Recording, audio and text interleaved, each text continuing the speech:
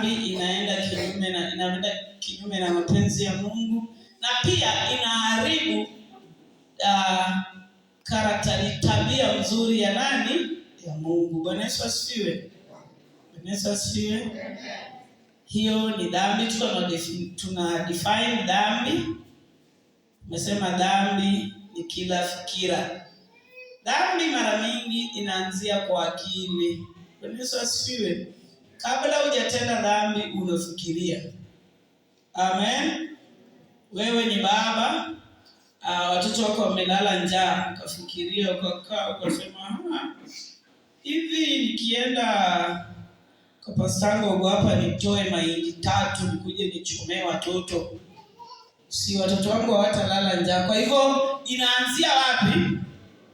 Kwa akili. Inakuwa ni fikira ambayo umeibuni ndani ya akili yako, na unapoibuni ndani ya akili unachukua action. Umekaa ukafikiria, ukachukua hatua ya kutembea kwenda mpaka shambani kwa sababu ukatumia mkono kufanya nini? Kokori duma yawe kwa na waenge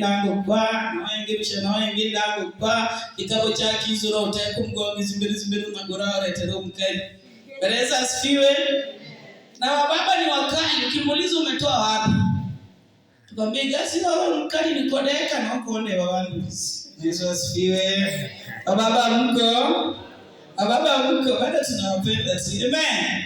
Kwa hivyo dhambi inaanzia kwenye wapi? Kwenye akili. Unafikiria. Unakaa chini unafikiria kabisa, unasema hiki nikifanya. Bwana ongea na mtu